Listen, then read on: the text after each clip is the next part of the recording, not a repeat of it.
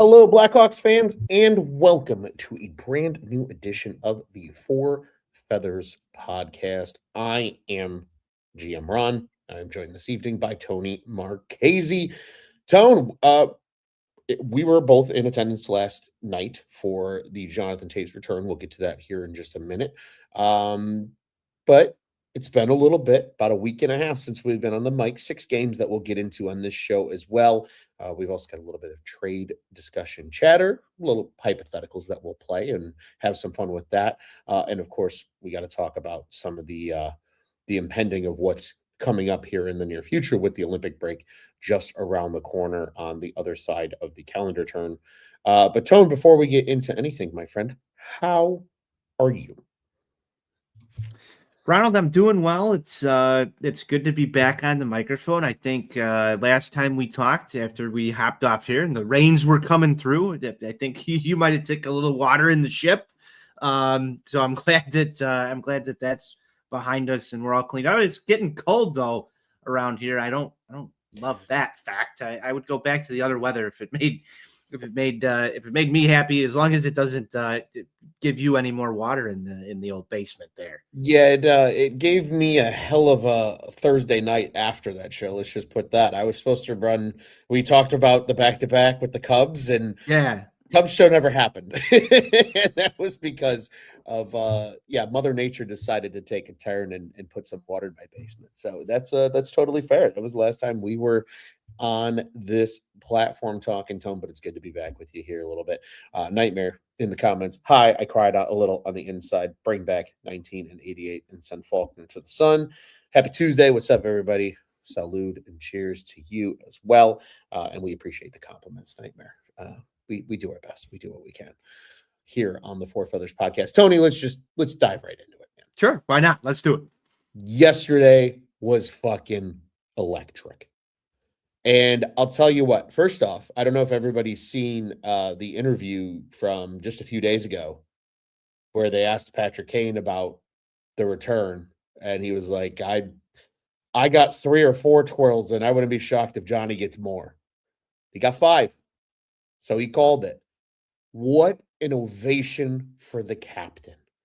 And I'll tell you what, man, it's funny. So Jonathan Toews' departure of the Blackhawks coincides with pretty much how long my now wife and I have known each other and have been together. The first sporting event she ever attended with me, Jonathan Toews' last game as the Chicago Blackhawk. So I joked with her. I said, you get to watch me cry over the same grown man twice in the last 3 years, because Tone, that is exactly, I think, what everybody was hoping for. I don't know about you. I have a thought on some of the other things that occurred that are really going to be picky and off the wall, but keeping it on the electricity of the moment.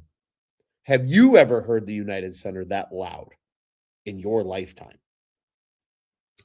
Yes, but you'd have to go back to probably the playing days of Jonathan Toews and Patrick Kane.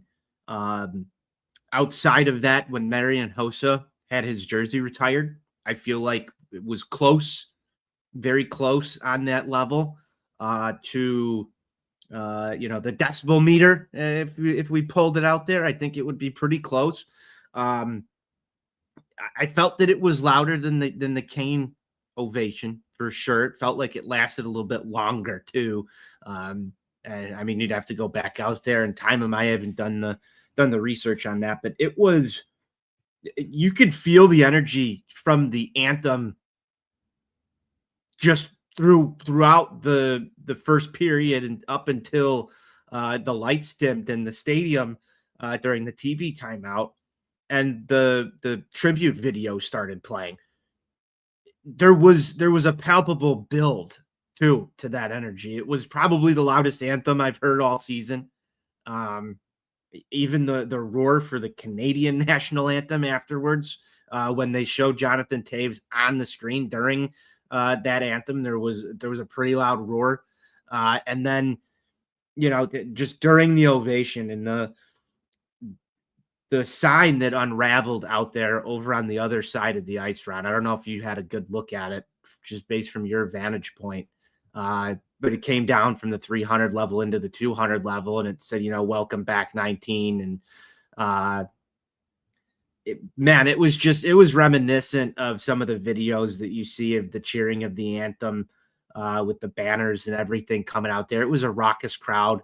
Goosebumps. I mean, I'm pretty sure every hair on my arm was standing up, and it was really hard not to get choked up during it too. Just seeing the emotion of everybody around you, and then Toews on the ice, just skating around, and you could tell when they would zoom in on him, just he was overwhelmed with emotions about being here. And um, I've gone back, I've watched it a couple of times in the uh just the replays, and there was one person who didn't look super happy during all of that, and I believe it was Jamie Faulkner.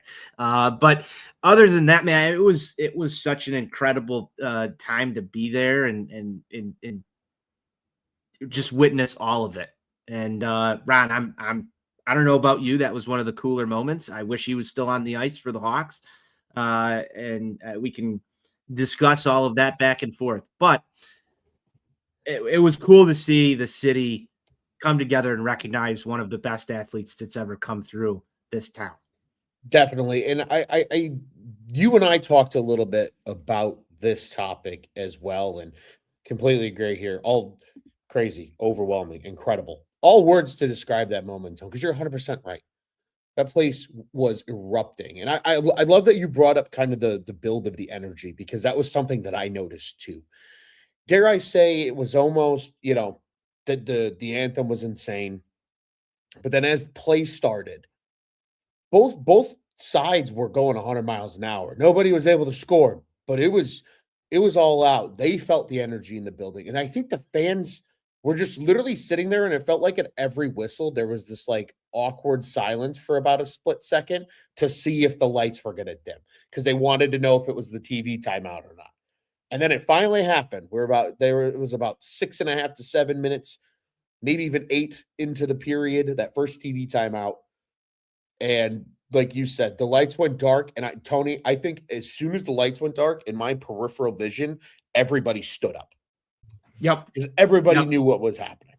And it was awesome, man. Absolutely awesome. I agree with you. I think the pure roar was just unmatched. Maybe I've just lost some of my hearing since the Patrick Kane one, because I remember that one being deafening as well. I think there was also more people in attendance for Kane's, because it was the Chelios jersey retirement. So I would argue the attendance now, and that was also, if I remember correctly, a Saturday or a Sunday game. So I think that crowd technically was a little bigger. But to your point, this crowd was ready, and the banner dropping, and it was cool, man. It was really, it was the moment that like genuinely was deserved, right? Like that's just, Mhm. there's no doubt about that. And then you and I talked about this, because for those that haven't already realized based on our stories, Tony and I have the same season ticket package with the Blackhawks. So we're largely at all the same games. And on top of that, we meet up at the intermissions, because our seats are 2 sections apart. We were talking about this at the first period intermission. And I said, I'm so happy that those in attendance that were there were there. And what I mean by that, as we noted, the young guys on the ice, in the other, bench, just watching it from the bench. Hey, Spencer Knight. Hey, Oliver Moore. Hey, Connor Bedard. Hey, all of you young guys. This is what happens when you become a city legend, an absolute city legend, because that's what Jonathan Toews has become. And hey, if you do great things in the city and you win, you are legitimately looked at as as an ancient Greek god in this city forever. So those guys got to see it. But then a little special note, at least for my fandom, Tony, Caleb Williams and Pete Crow Armstrong are in attendance as well. Young stars in this city.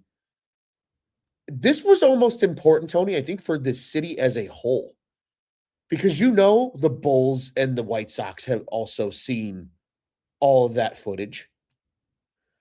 There's almost a little bit of a spark, I think, in the city right now for all these teams to get back to some winning ways that the landscape has unfortunately lacked over the last 5 years or so. That was an important moment for all the young athletes in Chicago to say, you become great, this is what happens. You come back and you will never feel a lack of love from the city of Chicago, no matter what jersey you're wearing, because of the things you did here in this city.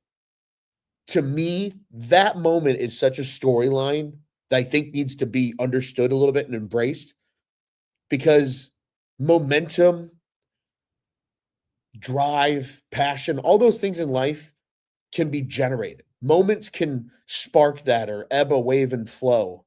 You can manipulate the energy through that. That's a momentum changing moment for these young athletes in Chicago right now who are establishing themselves as the next wave of stars. Because, hey, this is what happens when you make it to the top here. And that, to me, that was maybe the best part of the whole thing. Like Nightmare said here, he hopes Caleb understands the gravity, great word, of that moment. Epic moment for Jonathan Toews.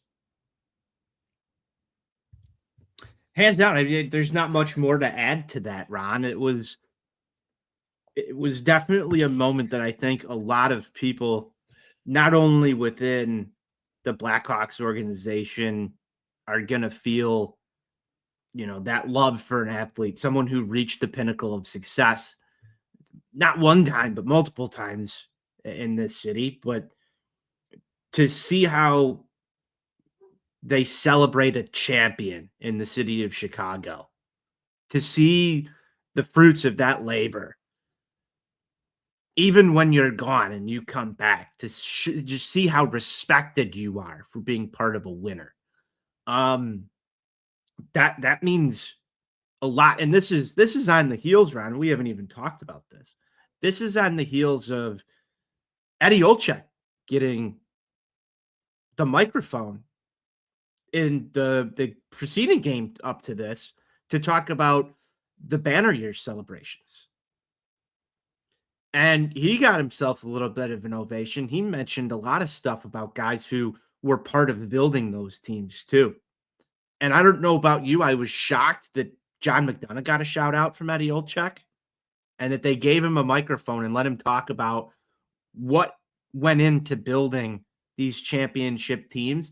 And I don't think it was a shot towards the current regime as much as some people wanted to make it out to be. But I think it's important. The names that were recognized in the past week in that building did a lot of special stuff to bring us those 3 cups.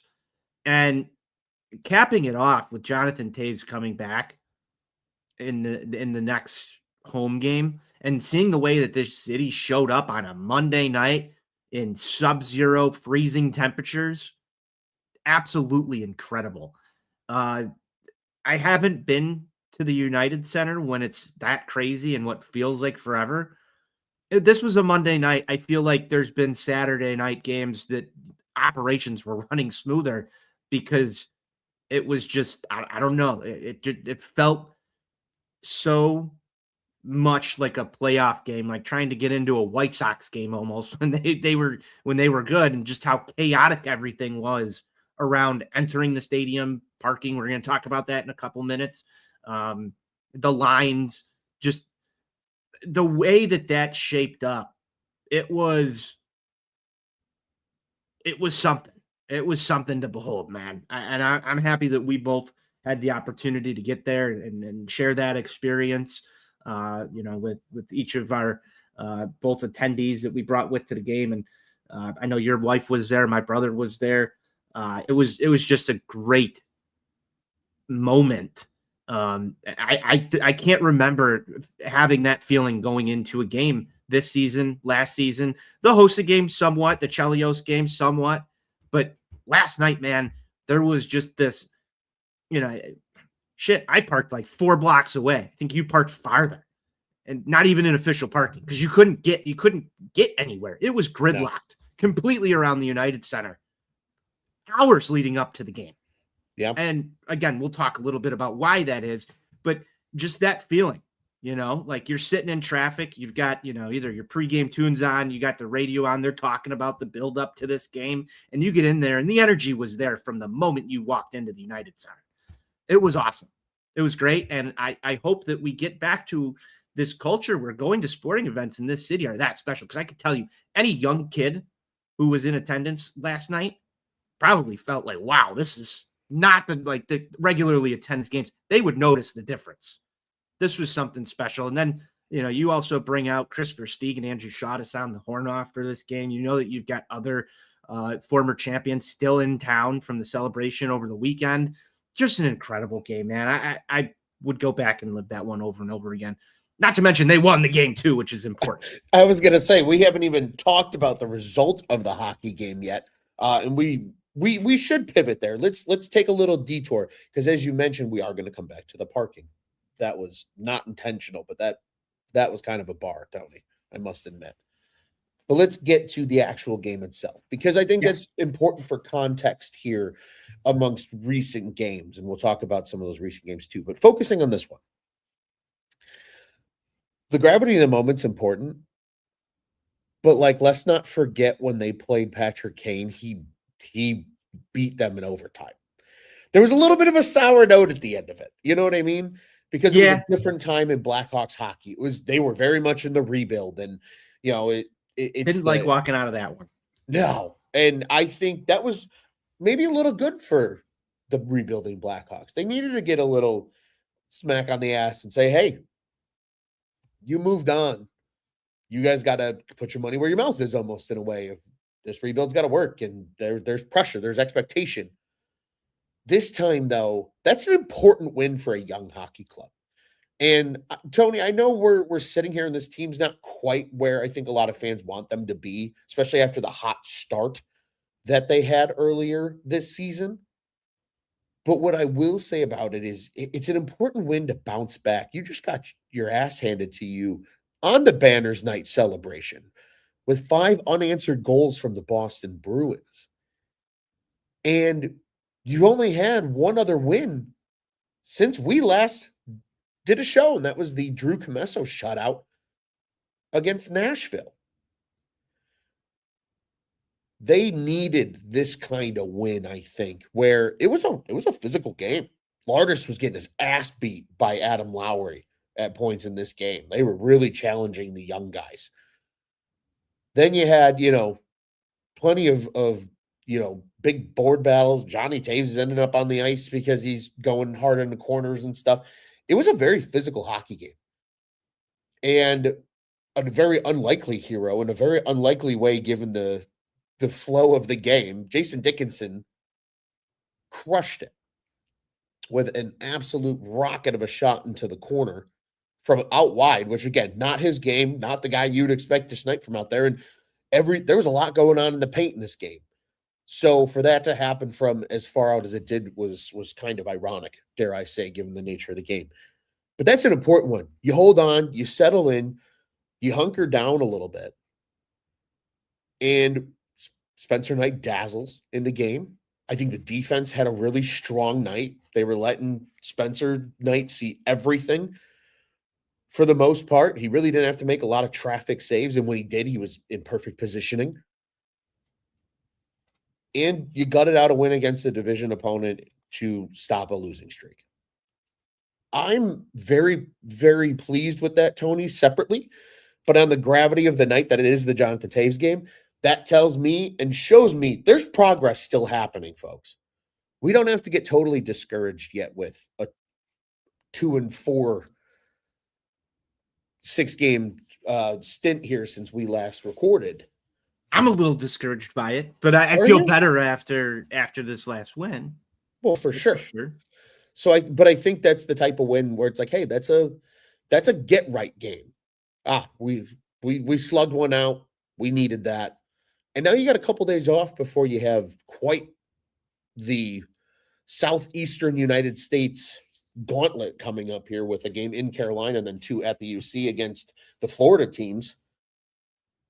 This was a good get right game, and I think they needed this, Tony, to try and turn some things around here, maybe gain some momentum, get Frank Nazar back, make some noise here in 2026. I agree.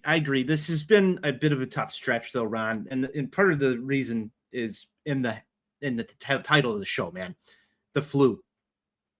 Right when you get Connor Bedard back and you're starting to, move things, his team gets ravaged by the flu.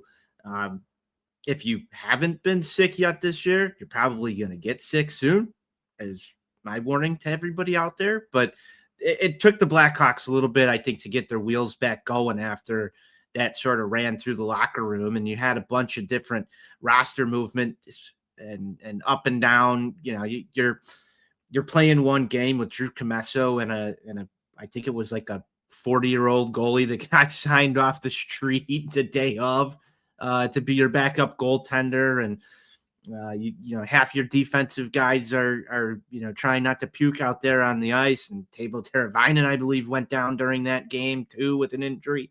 So it took a little bit to get the wheels back turning, but that was a really detrimental point in the schedule where you were like, I think it was 2 or 3 points out of a wild card spot, and they've somewhat fallen from there since due to this little recent stretch. But you're right, this is a get right game. The game against Nashville, they should have won, and they did, even with Drew Commesso in there, and early little stick taps to him for handling business down in Nashville last weekend. But this was a game they needed, especially like we talked about, coming off the banner night, go up 2-0 against Boston, get sort of boat raced out of that one with five goals in a row given up. It was ugly. Didn't like seeing that. Then you come back and you handle business against the team in the Winnipeg Jets that you should beat on a very important turn this around kind of night to keep yourself afloat in this. I know on our last show you were anti-Tank Ron, and I'm pretty sure you're still anti-Tank Ron at this moment going forward. So we want to get wins. We want to accumulate a couple more points here, make this interesting going into March after the Olympic break, because there's going to be a lot of games in a very short period of time once we start this hockey season back up. So you're going to want to see this team continue to add some points. And I think getting a shutout against the Jets, Spencer Knight looked awesome. You get the Connor Bedard goal that goes far down on an empty netter, which, you watch the replays on that one. He was a little concerned that he almost missed that shot. And I think the important thing here is getting Connor Bedard going again, Ron, after his extended absence, comes back for a game, goes down himself with the flu, and then gets back up and starts playing again. These last couple of games, you haven't seen the same Connor Bedard that you started the season with. That point per game, electrifying play. There's been, just it looks like a little bit of rust there. And obviously, they've kind of shied away from him taking a lot of face-offs and being involved in his natural game. So it's taken a little bit of an adjustment to get Connor Bedard sort of going. But I think once you get Bedard moving in the right direction, I think the empty net goal helped. And then you get a guy in Frank Nazar who looks like he's nearing a return here pretty soon. All of a sudden, those offensive components that you saw in the first half of this season that really helped drive a lot of that play, hopefully puts a smile on anti-Tank Ron's face, because you're going to see a lot more offense. It's going to be easier for them to stay in some of these games and generate a little more offense. one thing that they talked about on the post-game show as we were driving home from the United Center last night, Jeff Blashill sort of talked about this point in the schedule where you start to get these 2-1 games, these 2-0 games, 3-2 games, not as open because teams are sort of battening the hatches down for the playoff stretch. You have to find ways to win those games, and this was a very important one for the Blackhawks, not only with Spencer Knight and net basically pitching the shutout there, but the defense in front of them for shutting a lot of this stuff down. There was plenty of times where there were loose pucks in front of the net. The whistle didn't blow. Defense had to clear it out of there, get it out of there. You didn't really know where the puck was.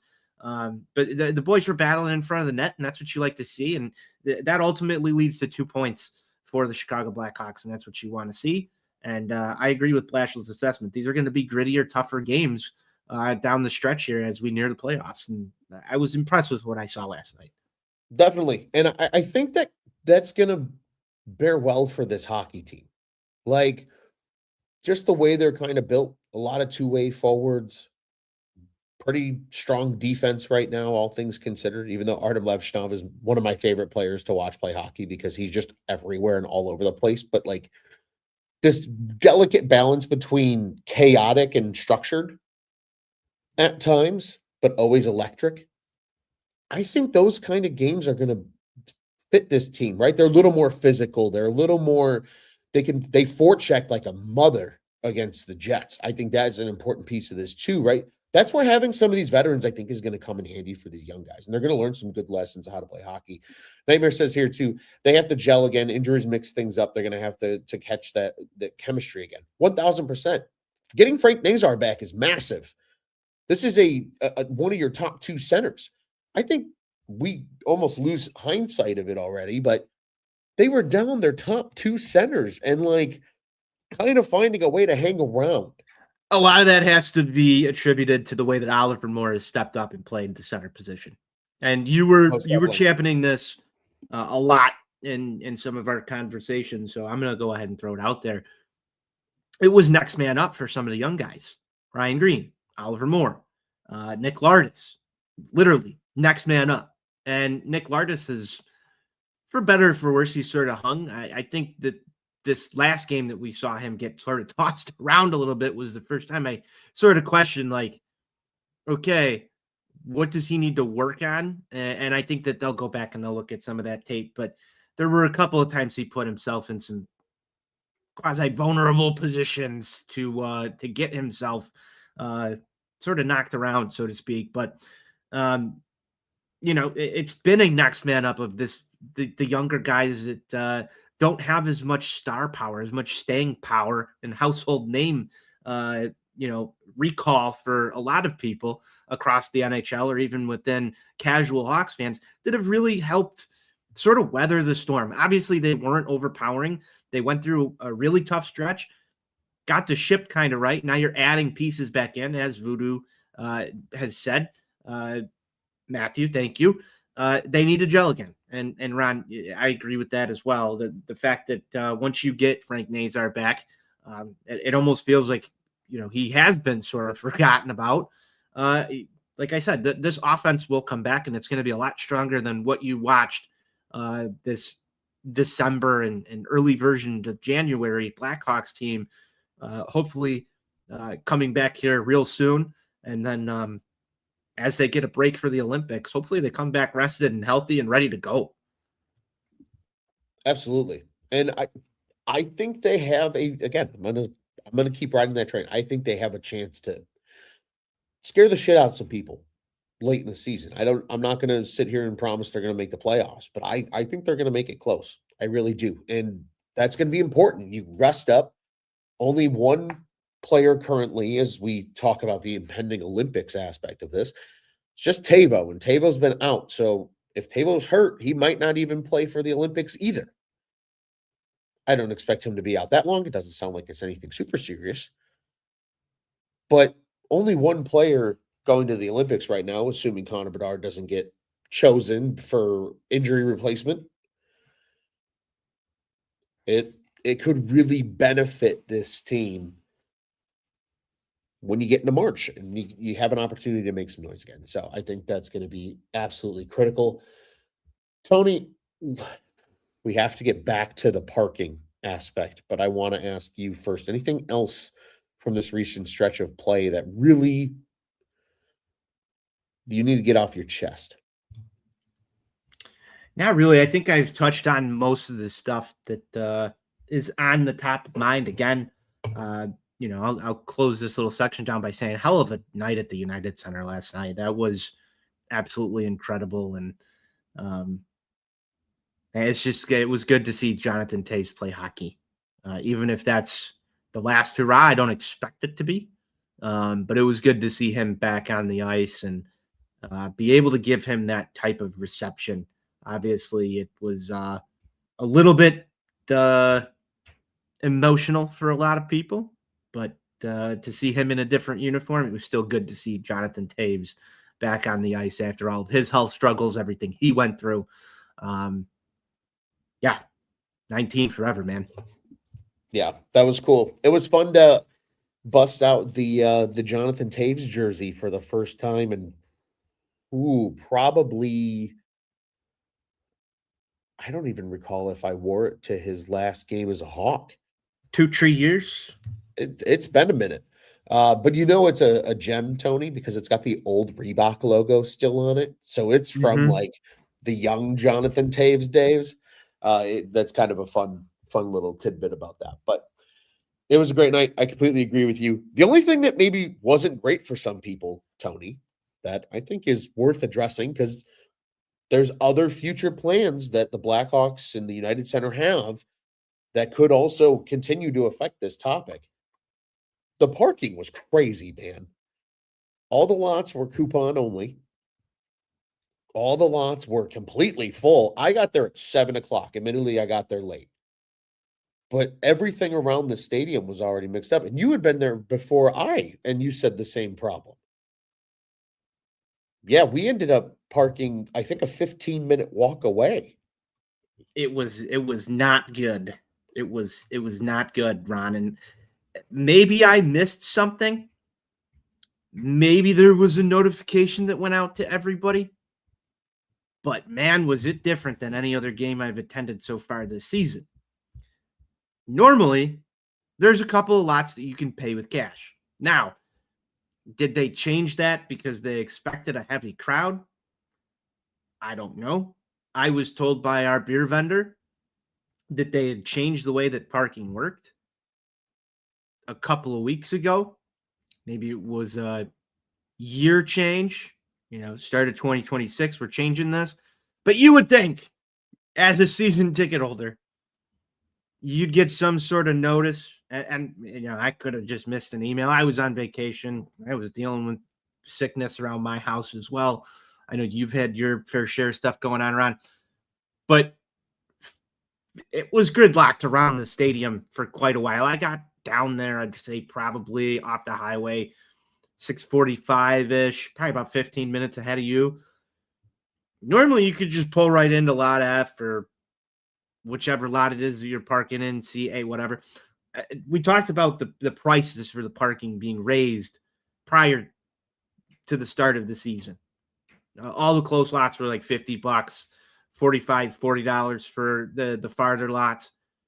It was like a $15 increase over last year, like across the board in every single lot, which is kind of nuts. I found a Reddit thread that had talked about this, and in relation to the 1901 project, which by all accounts I thought should have started by now, at least due to the messaging that they had said that this year they were going to start closing lots down prior to the season. Haven't seen really any movement there. But man, I don't know what that was yesterday. It was pure chaos. You had cars getting in line in gridlock traffic to try and park in lots that didn't have space available and were coupon only, and people didn't have coupons. I haven't seen anything like it at a Hawks game ever. And now, if that's the case going forward, my PSA to everybody who's going to a Hawks game, get on Spot Hero, find yourself a spot. You can use Spot Hero to find parking in some of the official lots. Pro tip. Now, I've done that before, but most times I'm just rolling up to the game because I don't have like a parking prepaid pass with my seats because I don't drive to every single game. And I know you don't either, Ron. And sometimes you're going somewhere beforehand and taking a shuttle from a bar down the block or whatever. But last night was a bit of an issue, and you would think that there would be some sort of communication out there from some of the lot attendants or people directing traffic on where to go. It was a disaster. From 6:45, I don't think I got into the United Center until about 7:31, which is right around like the start of the ceremonies. Hustled up to the seats and got in, but that's terrible. That's terrible. Yeah, you're 100% correct. I think you nailed it, man. I really do. I think it's fair if there's a reason behind it, but like the communication, I think, is the biggest piece, right? Hey, what if you know, what if you're trying to test like what lots are the busiest? Because when they do have to start shutting down parking lots, you're probably gonna have to prioritize where you want to start first to start the project. That's great if that's the reason, but like just let people, you got to let people know that. Because it really did. I actually spoke to at least one person, I think, that like the whole parking thing, I think might have caused them to like miss the game because they couldn't find parking and they didn't know That's what to do. horrible. So I'm hoping that's not the case. I gotta get the full story on that soon. But um yeah, man, it's something to keep an eye on. But I agree. I usually park far and I do other things beforehand, and as a result, it's a little bit of a different experience as you mentioned. But no, I think a great point, and an early ruffling of some feathers, perhaps from you, Tony, and we certainly wanted to get to that one. I think that one was more important than leaving for the ruffle feathers at the end of the show.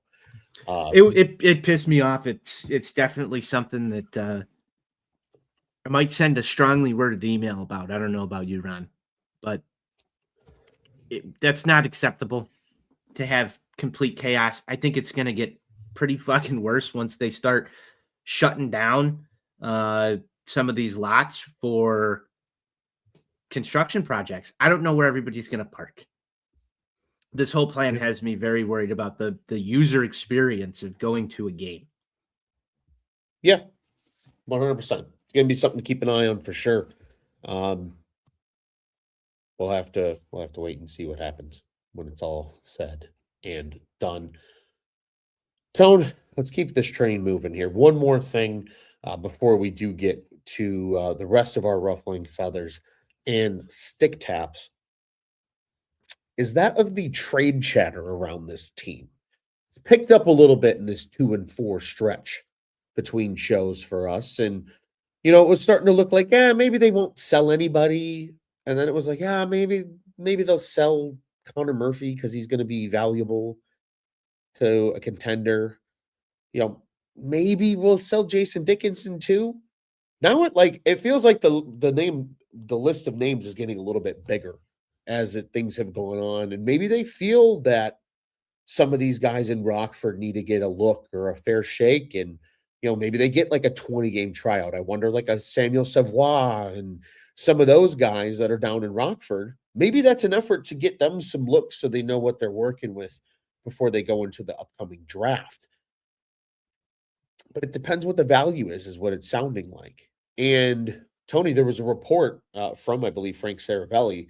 He believes the Hawks can get a prospect and a second-round pick for Jason Dickinson at the deadline. If that's the case, you're going to Dickinson and being like, hey, man, look, if you want to come back to Chicago, like, can we work that out? Or you either have to just say, hey, Jason, thank you for your time in Chicago, but we really have to keep getting younger and keep getting some more assets to get where we need to go. And you're really, really valuable right now. And you're going to have a chance to potentially win a Stanley Cup. Because I think then Connor Murphy's probably just as valuable, right? Is kind of where I would go in terms of value.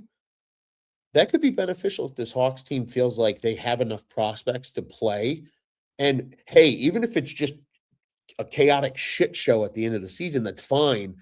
But it's let everybody get this last run so they can really retinker and retool maybe a little bit in the offseason and improve some depth in areas if they don't believe they have the organizational depth that they're looking for. I would do it in a heartbeat, Ron. I don't know about you. You're the GM here. So you tell me, if that offer actually comes across, how fast are you hitting accept? To me, it's immediate. I thought you'd get maybe a third, fourth rounder, maybe even worse than that. Jason Dickinson is a great player, but in the long term Blackhawks roster fit, I don't think that he really sticks here much past this season. I don't think that there's a reason to really bring him back, which is sad. I've had some great Jason Dickinson moments, with him here, especially part of our ticket plan. We were there for the hat trick.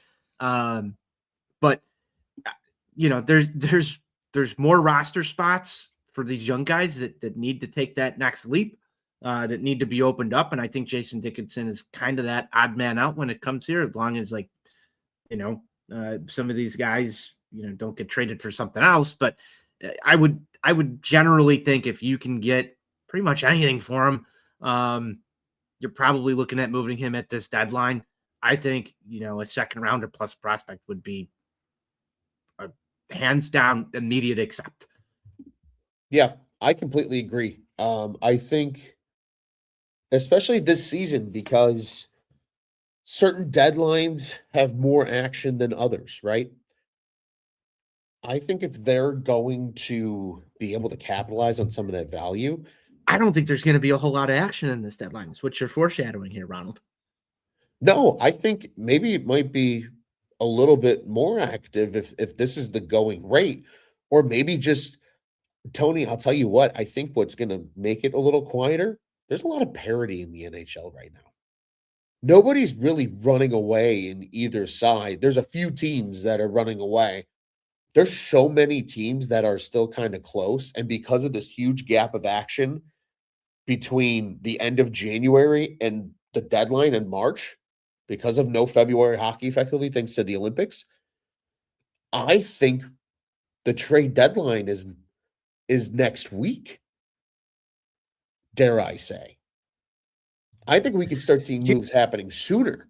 The other thing that we need to take into account here, Ron, is the Olympics do take place, and you might see some teams lose a key piece of their roster going balls to the wall for their country. Look what happened last year at the Four Seasons or the Four Nations.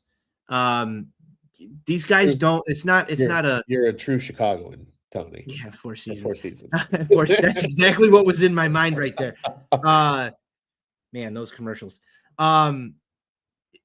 These guys don't take this as exhibition. They play their heart out in these international games. And, it's going to be on a little bit of a smaller rink over there, which I'm sure we'll talk about more as the Olympics near. But, man, what if that opens up the possibility for some serious moves? Not just with the Hawks, but across the league to see some shakeup. And, it takes one star going down or a key cog in your, second line for somebody to get real aggressive, potentially for a Jason Dickens. So, does it benefit the Hawks to move him prior to, or do you wait and see who needs what after the dust settles over in Italy? It's a great point. And I think, Tony, dare I say, maybe this is anti-Tank Ron speaking. Dare I say that maybe the Hawks do compete then for a spot? Like, maybe do they wait too? Are they saying, hey, yeah, we know that if there's a lot of injuries, either do we feel like we can really go after it? Maybe teams will just totally punt on this season out of nowhere and they can, because I don't know if you remember, Tony, at least I recall this. Frank Saravelli reported that there was belief that the Hawks could maybe even think about adding pieces. Yes, add. Nothing crazy, but let's go buy on a guy that's an expiring contract. or let's go buy on a guy who needs a change of scenery. One of the names I had in mind, and I've been kicking around the idea for a while now. Would like a Ken Johnson make sense from Columbus? You know, player with a lot of success, but has been buried on the fourth line a little bit this year, and he's an expiring deal, and but he's young enough where it's a high upside kind of move because I think they Are have you that. moving? Are you moving draft capital for 1 year of someone or a half season of someone? Maybe you have enough high value picks. They have 3 seconds this year. You have the two firsts. If you can move, maybe you're moving a guy in a change of scenery trade like we saw with Nolan Allen. Maybe it's that and a little bit of a higher level version of Nolan Allen, perhaps, and an asset and saying, "Hey, here you go. We'll take the risk in that kind of move." Reminds me a little bit of a Casey Middlestad Bowen Byram trade. If we're being honest here, that's kind of the value I think you're looking for. Maybe you find a piece that's like, "Ooh, okay, you weren't going to be available if we didn't trade for you. Like, this is a move that could really benefit us." I would love to see them do something like that. So maybe all of a sudden they say, let's go for it because enough teams are going to be affected by this and whatever. Because I think that rink is really scaring some people right now with the Olympics. And maybe if you're the Blackhawks, you're kind of happy that only Tavo is representing his country just because there's a lot of concern around that right now. And I think that could be a fascinating pivot in the season for so many teams if this doesn't go right. Not that you want Olympic hockey to be bad and see a God, ton of no. injuries. You want to see these guys out there competing and get your hockey fix at a different rate than what it is during the normal NHL season. But yeah, I there's going to be something that happens, unfortunately, to probably someone who's very important to their NHL club. And yeah, I don't know. And would love to see Bedard represent his country, but I'm not losing any sleep over him getting a couple of weeks of rest, especially coming off of another injury. And I know his name's been floated around as a potential replacement player for Canada. I'd love to see him shine on the international stage, but hell, if that comes at the expense this year of some sort of freak injury, and now all of a sudden you don't have Connor Bedard for the rest of the season, you're going to have a whole city of people screaming, "Why the hell did they let him go?" That's 1,000%. the nature of the beast, unfortunately. So, there are positives that come with him getting some time off. That's all I'm going to say on that. Also might be good because I feel like younger players, when you're this young and all your stars and key pieces are really young, there's also a conditioning aspect to it too. You're getting used to the full normal grind of a season at the NHL level. I think that's another benefit to the rest for some of these guys because then you can make a push in March and really get that progress back that you were looking for at the beginning of the season. Because again, Kyle Davidson's kind of said it already. They're not playing to like keep losing. Like they're starting to try to get this thing going in the other direction. If this helps, you're probably thrilled if you're the front office because you have an advantage that a lot of other teams won't have, where pretty much all your key pieces got to rest for 2.5 weeks in the middle of a season. Now, GM Ron, you're probably more abreast of the situation than I am. Rosters do freeze, correct? And they are not allowed to practice during the Olympic break, if I recall correctly. I believe that is correct. I don't recall. Okay. That's a research project of making sure. But if I recall correctly, there is a deadline in place per se where, yeah, it has to take a break for a little bit. That's why there's some belief that like we might see a couple little trades here soon of teams being Right. like, hey, let's get ahead of it. We're going to go get depth here, or we're going to go with depth here, or, we're not that affected by the Olympics, perhaps like the Blackhawks, we're in it. We're going to try to give ourselves a chance. So I believe there is one, but I cannot confirm. So again, might see some movement because of that. Okay, that's what I was wondering, if there was sort of the holiday roster freeze that took place around Christmas, if we've Yes, got one of those coming, but I believe there is. I could be wrong. I believe you are correct. I believe you are correct. So that'll be something interesting to see. One last idea, Tony, that I've seen kicked around that we've talked a little bit about already is the idea of extending Ilya Mikheyev. Do you think the recent weeks change how they feel about Mikheyev? Or do you think that's still going to happen and that's a serious talk that maybe they're holding for the Olympic break? Because I believe teams can still like talk with players about contracts and things during the season or during, pardon me, during the Olympic break.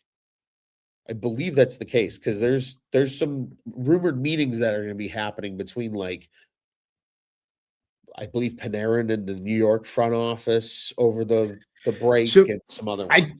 I did see that they talked to Panarin in New York and said that they were not going to offer him another contract, which is an intriguing name. Yes. And I'm sure that that meeting, if it is taking place, is sort of what took place here with Patrick Kane when he went to New York. What are your plans? Do you want to move to a different scene for this and a playoff run? So have you? I did do a little Googling on the Google machine while you were talking there. There is a freeze from February 4th to the 22nd. Um, no trades, no roster moves, so that can impact that. I don't have any word on whether or not people will be practicing and whatnot during that, but I'm sure those guys will still be skating in some capacity, not shutting it down completely. But Ellie McKayb's an interesting scenario. He's a guy I want to see on this team longer term. I don't know about you, Ron, but I love uh, just the speed and what he offers on the penalty kill. His offensive upside's there, but he's also a guy that can play some solid defense from the forward position.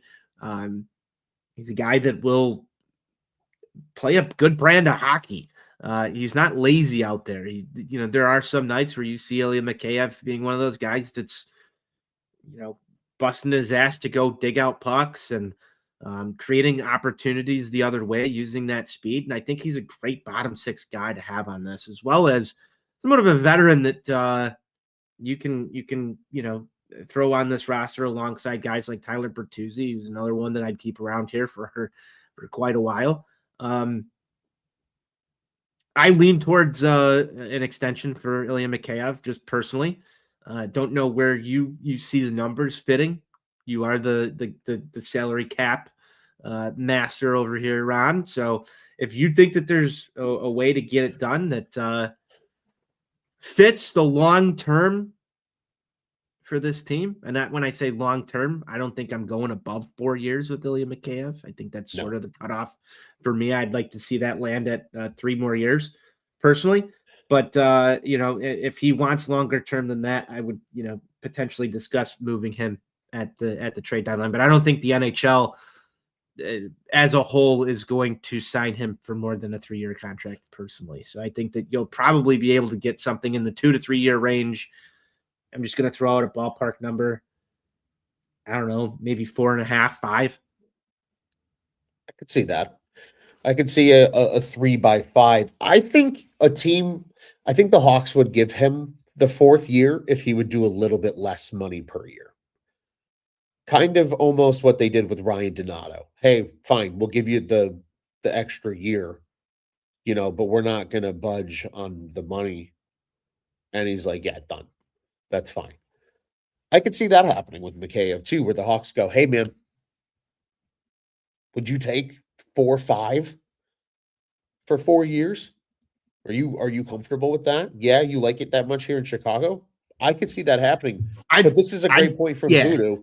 He is an ideal bottom six guy on a playoff team if the value's there, right, Tone? If Yeah. we're hearing the value potentially for Jason Dickinson, perhaps you do get that with Ilya Mikheyev.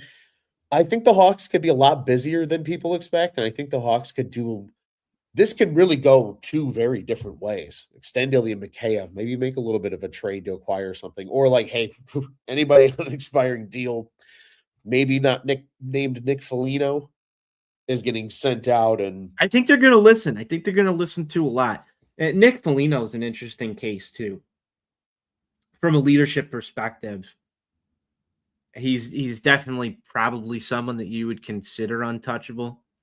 But I think a conversation does need to be had about his future in Chicago, given the fact that he's the captain. I mean, I know a lot of this stuff that he brings is more or less off the ice, and he's acted as a mentor to a lot of these young guys. But I don't think and Voodoo just said it in the comments, I don't think there's a lot of value there, any trade value for him. But what's the long-term run plan with him? Does he leave in free agency? Is he planning on retiring? Are you winding the season down? You haven't heard a lot of that. Some of the stuff about, the veterans last season, I look back to like Pat Maroon. You kind of started to know this a little bit after the Winter Classic that like Maroon was going to be going, and it was sort of the final tour for Pat Maroon. You haven't seen that with Nick Foligno, which tells me, at least just right now, and obviously things can change between now and April, that he's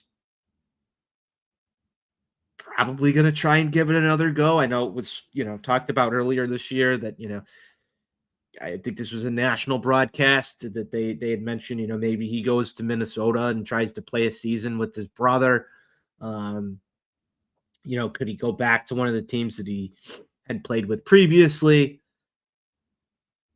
You don't know, but I think, our guy Matthew said another thing. I think he's going to be a AAA coach soon.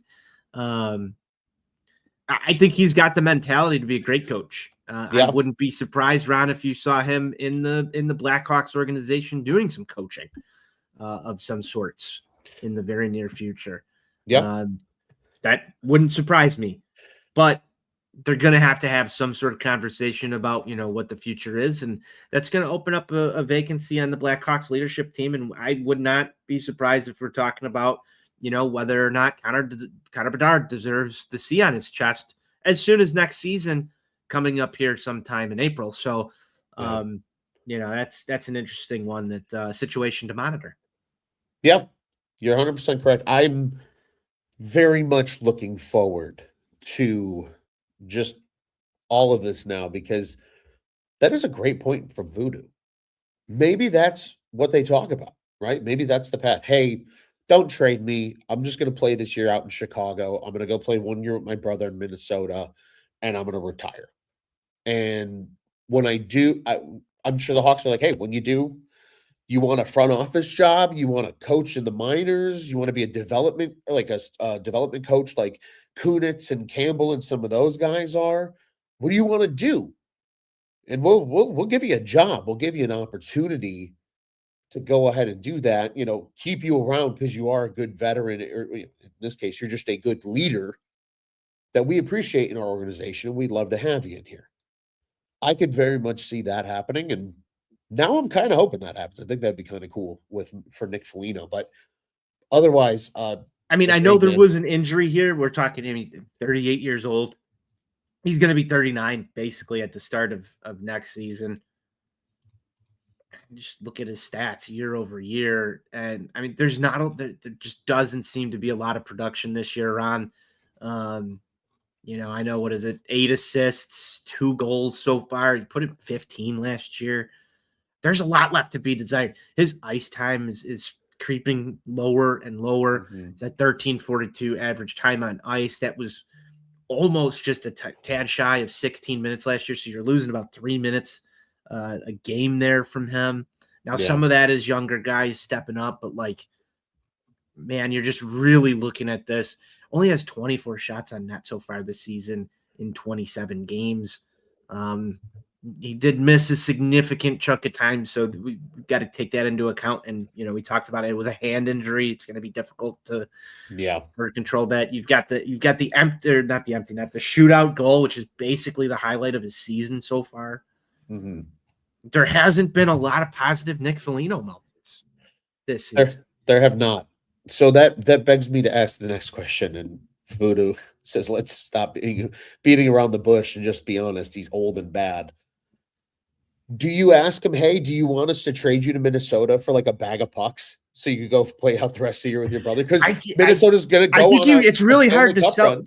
I don't know. It feels to me it's hard to sell that on, you're just going to go trade your captain at the deadline like that. Then that starts to beg the question, was it right to give him the C? Yeah, Was but it I a think right move to give him the captaincy when you didn't have to make anyone captain? Did they get here? I'll just ask another question. We'll dig up dead bodies. Did they give Nick Foligno the captaincy to shut Seth Jones up because he wanted it so bad? I don't know. All fair questions. All completely fair questions, Tony. I'll hit you with another question though. What if Nick Foligno wants to go to Minnesota? Do you just call Minnesota and go, "Hey man, give us a seventh round pick or like a prospect that you weren't going to re-sign for Nick Foligno and let him because he just wants to play at your guys' run with his brother, and if you dress him, cool, and if you don't, that's okay." Like, I right now at this moment, I think the only reason he's really dressing in all of these games is because he wears a C. maybe, probably. Can you get more out of Sam Lafferty if Nick Foligno isn't in the lineup? Is that another reason to ask Foligno if he wants to get moved? And like, hey, But we'll I think try we you. go back. I think we go back to like this is going to have to take a little bit of massaging and some of the stuff that you talked about. He's going to have to go to a place that's going to want him and probably for a whole lot of nothing. So yeah, I mean you hypothetically could say, "Hey Nick, do you want to move?" Now, is that a slap in the face to your captain? Does he take that as a slap in the face? Maybe he doesn't want to go. Maybe he enjoys us. He stated a couple of times publicly, he likes being here. The production's sort of a problem, and not a lot of people are talking about it.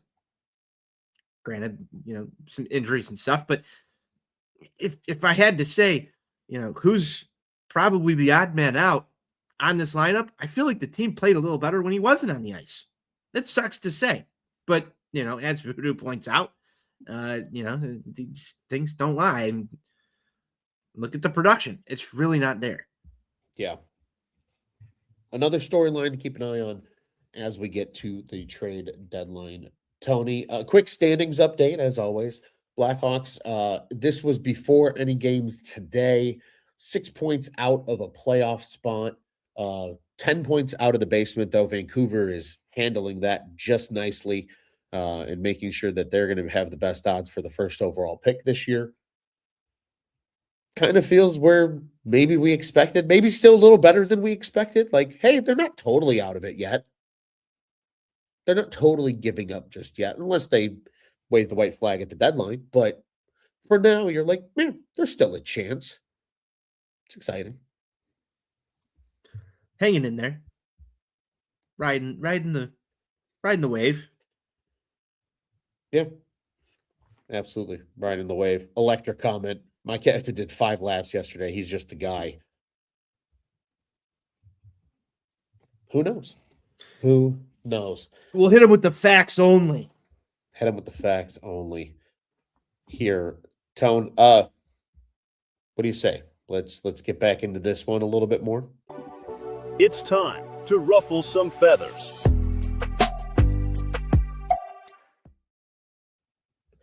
Tony, do you have any feathers to continue ruffling with the parking or another topic? Are you feeling angry because it's cold outside? I'm pretty angry at the cold. It's only going to get colder. Don't really have many feathers to ruffle. I feel like I ruffled enough with the parking situation and just got into the Nick Foligno stuff because that really could have fit and it was not part of her rundown. But that could have been my ruffles and feathers was that Nick Foligno discussion. But no, I'm okay, Ron. I see you've got a note here, some secret coding and some secret messaging. I do. In our rundown. So I'm gonna let you have the floor. I have a take about the upcoming trade deadline, potentially. I don't think it's out of the realm of possibility that if a deal comes around that makes sense, Kevin Korchinski's a piece of it. He's been really good in Rockford. He was named an AHL All-Star again. I think you have a decision to make potentially this year with him. Not guaranteeing he's going to be moved, but I think there's definitely a high likelihood that it could happen because maybe they want to see if they're going to see what they need to see. You got to move Matt Grzelcyk at the deadline, as well as Connor Murphy to free up some defenseman spots for him. Otherwise, if you can get value somewhere else, do you move them? I don't know. But that's how I Yes. wanted to ruffle some feathers, Tony, is because I think there's a lot of people that are very much still on the Kevin Korchinski train and others that are like, yeah, it's all right. Just if it works, it works, as Voodoo says here. If the value's good, it's good. I would send him packing just to see NWI Steve get mad. No other reason.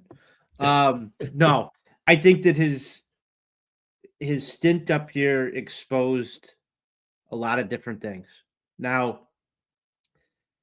I was in camp, keep Kevin Korchinski in the NHL after his first season. And part of my reasoning for that was I felt like it was a demotivator to send him down to the AHL and make him sort of work through a lot of these things. I know that you and other talking voices on this show said, no, he needs some extra seasoning and we need to go, get him right before he's ready to take on a larger role. I don't think that's worked. I really don't. He looks good in the AHL every time he comes up and even covers for, a short period of time. We see a lot of holes in Kevin Korchinski's game. I think it's probably at this point in time one of those scenarios where he probably needs a change of scenery. He's been lapped in the depth chart by so many names of kids who have come in here and far exceeded his play. You look down in the AHL right now, and you got another name in Sam Renzel, who came out really hot last year, had his struggles this year, is back down, and I'm curious to see when Grzelcyk eventually moves at the deadline, if that's Renzel or if it's Korchinski. Every single time, you've already moved Nolan Allen out of the way. Artie Levshinov has come in after Kevin Korchinski lapped him on the depth chart. So there's got to be a sense of building frustration, at least, I would think, from the Korchinski camp of, when is my opportunity? This wasn't just a single year thing. This has now been a multiple years after you've been in the NHL that you're still in an AHL thing. And I know, every time we watch in every shift or any sort of Blackhawks marketing, they've really sucked it dry on like Kevin Korchinski. Like, how are you enjoying your stay down in Rockford? And are you getting ready? And then he comes up and it's just like, all you see online is just like, wow, this guy fucking sucks. Yeah. I can't believe he's so horrible. Like, that's got to be so demotivated. I think it's better for all parties involved to just move on from that guy. I know it's going to piss off my guy, NWI Steve, because he's got a ski at the end of his name and he wants a ski on the team. Yes, Matt, it's a good reason. Sorry, NWI Steve. I think it's time for Kevin Korchinski to move on as well. You are ruffling some feathers, but this might have been a targeted one. No targeting. Just I think a question and conversation that needed to be had. Was really how I would put it. Tone. What do you expect his value to be? Oh, I have no idea. That I admit it's a tough question. I think so. I'm going to give you a stance. It's not necessarily what I think is going to happen, or like I'm not going to give you a specific team or a specific value, but this is the situation in my head. Because he hasn't really done anything high level in the NHL, and it's a lot of AHL success, you're banking on a GM that was also really high on Kevin Korchinski in that draft. Because those GMs hang on to guys years later. We saw Stan Bowman, remember coming back to the well, I believe in the 2013 draft class? There's still a couple of guys even in the Kyle Davidson era that I think the Hawks would target just because they were high on those guys in the draft. I don't think that's just a Stan Bowman problem. I think you're right here. It's got to be someone who wanted Kevin Korchinski in that draft. Absolutely. So I think as long as that happens, maybe you can get good value because they're willing to part ways, or they have a plethora of assets at a certain position and a guy maybe that's just not working out. You take a change of scenery type trade. I love a good change of scenery type trade. Tone, it gets GM Ron excited. I was thinking about Nick Schmaltz the other day, for example. Jeez, that's As a change of smoking scenery. Nick Schmaltz. That is a change of scenery trade because he has been excellent in the Arizona/Utah organization, and he's about to have a career year. There's been a couple of guys that were former Hawks that have gone on to do some really good stuff. There's a couple of them that blew up in the faces of the other team, but Nick Schmaltz, he's one that really adapted to that change of scenery. Kevin Korchinski is only 21 years old. He is really young. He is really young. So, again, I think another reason, again, if we're going the complete positive direction, in my opinion, hey, Hawks move Matt Grzelcyk. Kevin Korchinski, you're in the NHL the rest of the season, man. Here we go. You're 21, but, we know you can do it. Earn it. I think there's an opportunity where the Hawks kind of give him that ability of saying, hey, just play. It's don't come up and try to be too fine. Just go be you and figure it out. And sometimes that's what these guys just need. They need a free leash opportunity to just show what they can do. I think Artem Levshinov's gotten a lot of long leash with some of his Here's an interesting young one, mistakes. Ron. Him and Sam Renzel were born 4 days apart. That's insane. And I think people forget that just based on their paths and how they got to where they are. Oh, for sure.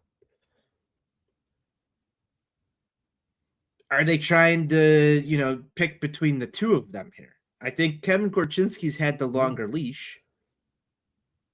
Maybe. I guess my question is we talk about throwing Kevin Korchinski into the trade pile. What if a team's not high on Kevin Korchinski? What if they want Sam Renzel? That's an interesting question. Are you willing to part with Sam Renzel at this moment? Because I think, just looking at myself as a Hawks fan, before I went and looked at this information, yes, it was easy to just be like, okay, let's get rid of Kevin Korchinski. But Sam Renzel has also displayed some struggles at the NHL level, particularly this year. Obviously, last year was high upside. But what if that comes down to the sticking point? I really think you have to look internally and say, what's the developmental issue here with Kevin Korchinski? Because I would argue that at 4 days apart and at the same age with different paths, both of them have sort of the same runway at this very moment. Yeah. Could be. Wouldn't it be fascinating, though, to see those two down the stretch because Murphy and Grzelcyk get traded? Bring them up, put them on the same line. The Alex Vlasic veteran-led blue line. Alex Vlasic and Louis Crevier. Yeah. So Big Lou. Voodoo says Renzel's a no for him. But who knows? We are certainly not sure. Tony, let's keep this thing moving, shall we? Time to give out some stick taps.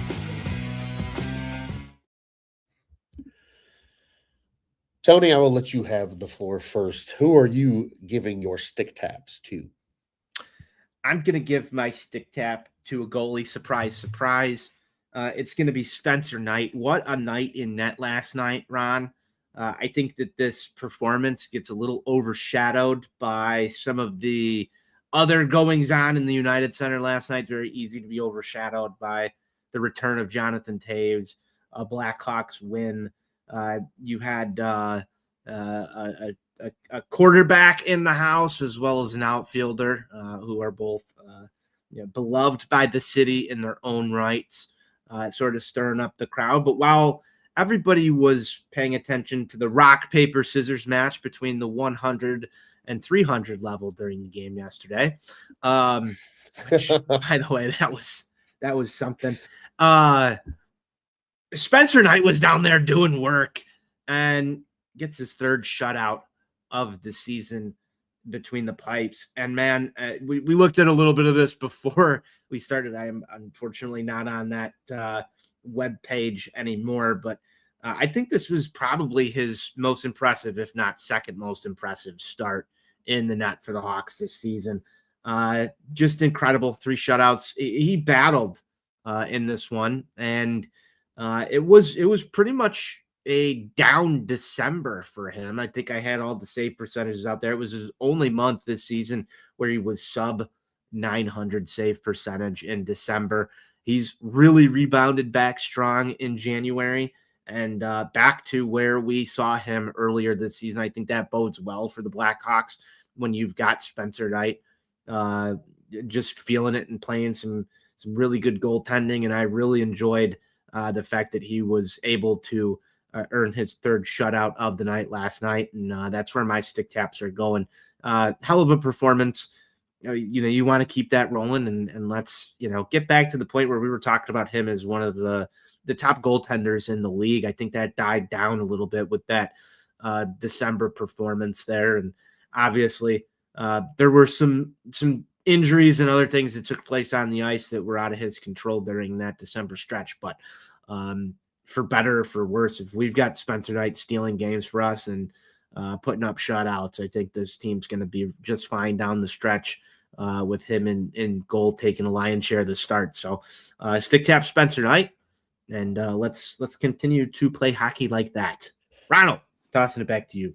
Absolutely. I think Spencer Knight is the Blackhawks X factor. If this team's going to make the playoffs, that's the number one guy that can make it happen, in my opinion, down the stretch. So he's going to be super duper important. Tony, I'm going to a quick honorable mention stick tap because I can't let this go unnoticed. But Drew Commesso with the shutout in Nashville was awesome.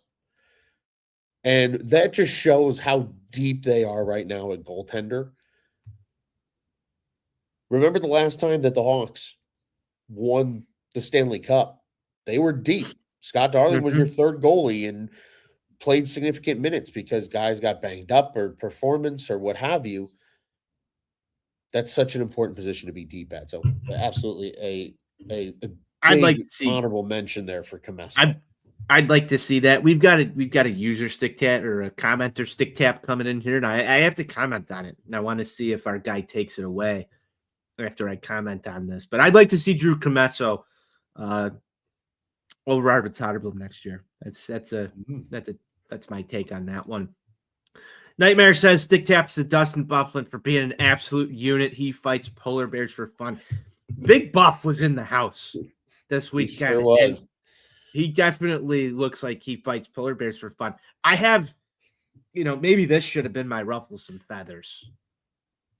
There was an interesting shot into the Blackhawks suite on Centennial Night.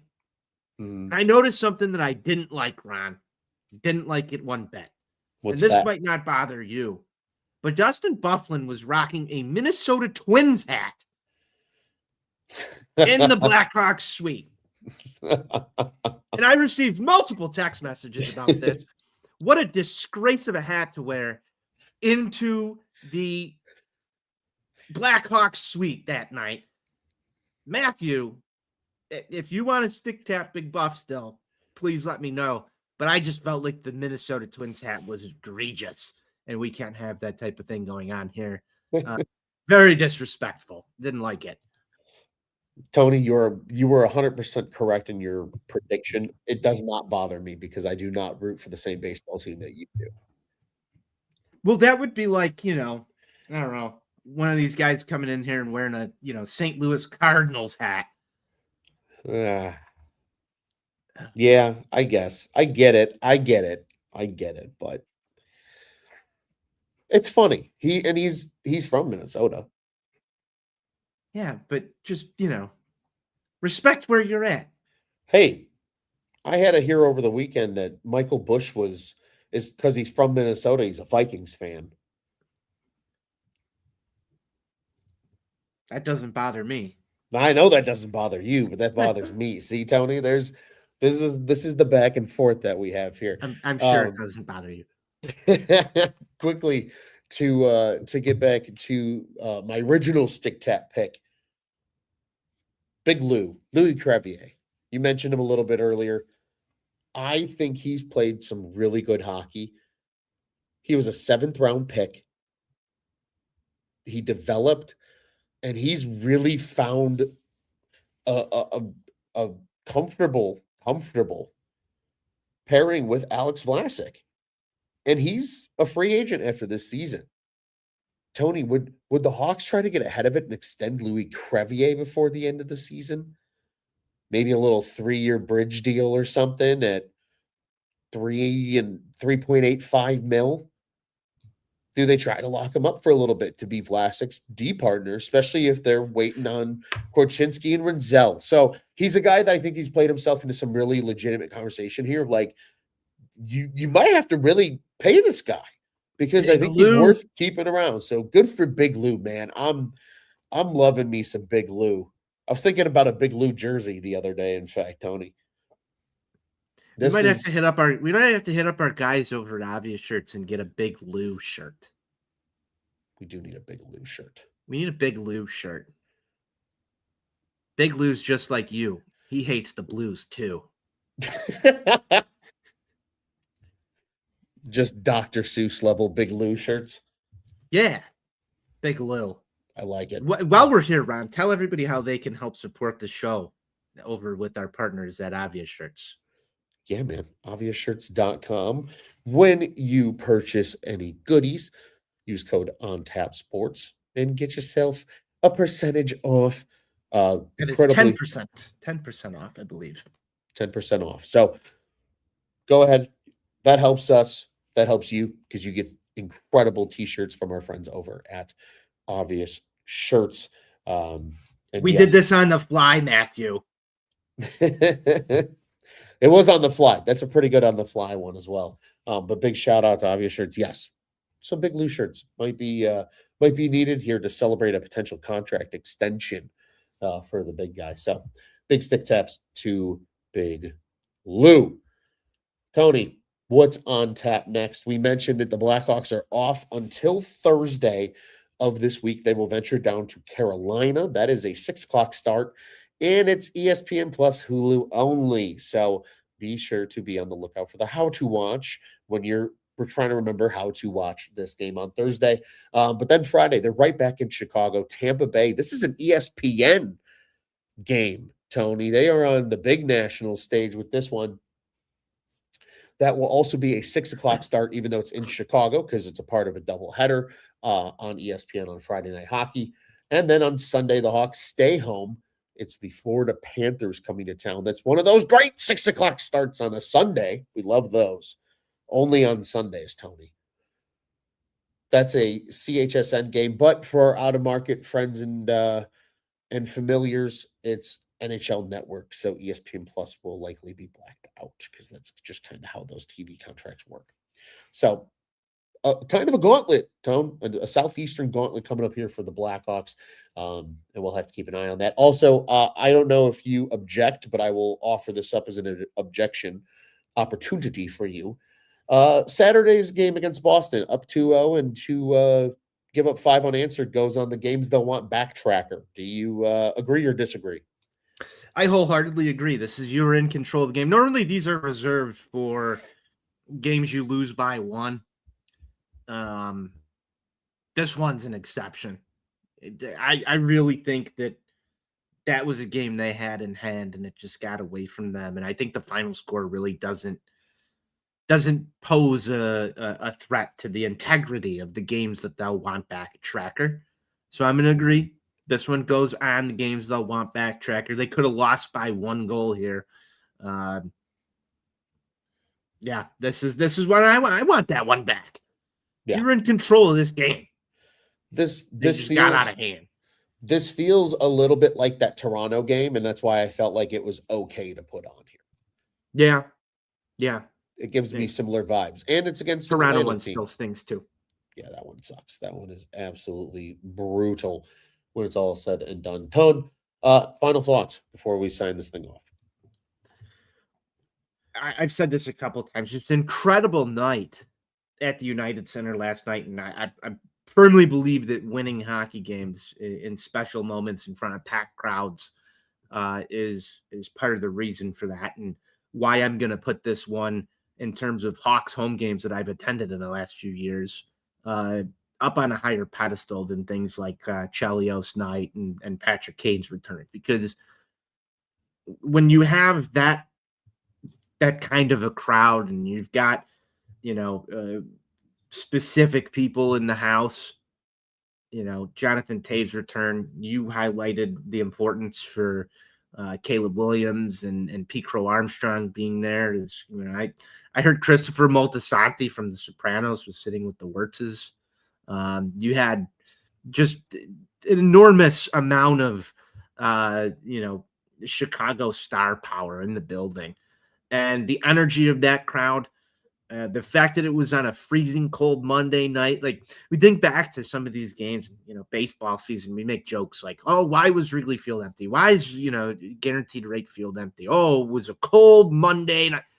People fucking showed up to this one. They fucking showed up, and it was an excellent night, an excellent crowd, and the Blackhawks won the game. That's the most important thing that happened that night, was that they walked out of that building with a win, and all the fans went home happy. It wasn't just one of those, well, it was really cool to, salute Jonathan Toews.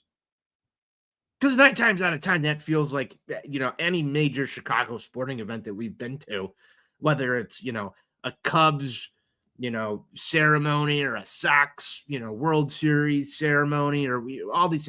When the team wins at the end of it, it makes it that much more memorable. So I felt like that was one of the better Hawks games I've attended. That's my final thought. Winning matters. Anti-tank Ron, take it home. I love it. I love it, Tony. I have nothing else to add other than just reminding everybody, like, subscribe, hit the bell button over on OnTap Sports on YouTube. Follow along with all of our great shows, including this one, Four Feathers Pod, on the socials. We appreciate the love and support. And of course, if you listen to us in audio only form, give us some love. Give us a review. Let us know how we're doing. And a 5 stars is always appreciated. Tony, as always, what do you say? Let's go Hawks.